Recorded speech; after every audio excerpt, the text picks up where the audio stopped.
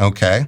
Now what happened when in February 28? February 28, they're lashing back a bit against Israel for sure, but now they're at stage 2. This is why I published this piece today in Foreign Affairs about how Iran's winning the escalation war. So it just came out just a few hours before we came on.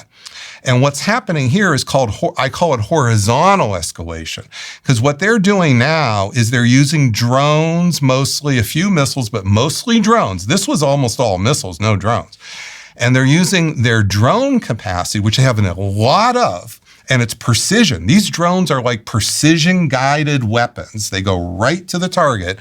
And what they're trying to do is break this coalition. For anyone that can't see at the moment, they countered with horizontal escalation against Saudi Arabia, the UAE.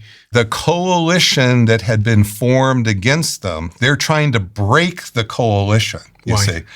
And they may well do that. Why would they want to break that? Because my friends are escaping Dubai at the moment. I've got a friend staying in my house in Cape Town because he doesn't want to be in Dubai. Because they want these countries to kick the Americans out of their country. Okay. Get rid of the embassies, get rid of the bases. If you can, then we don't have the platforms to plaster them. You see, these are our basically ground-based aircraft carriers.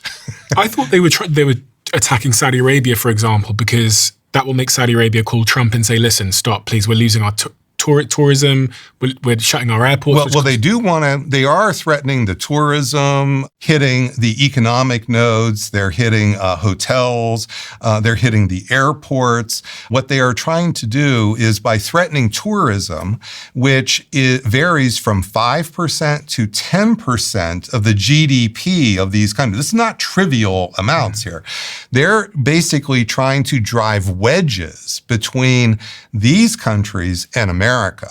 And America right now, I don't see any movement through Congress. Where is this $100 billion going to the region to make up for their lost tourism? I don't remember seeing that bill come through Congress last week.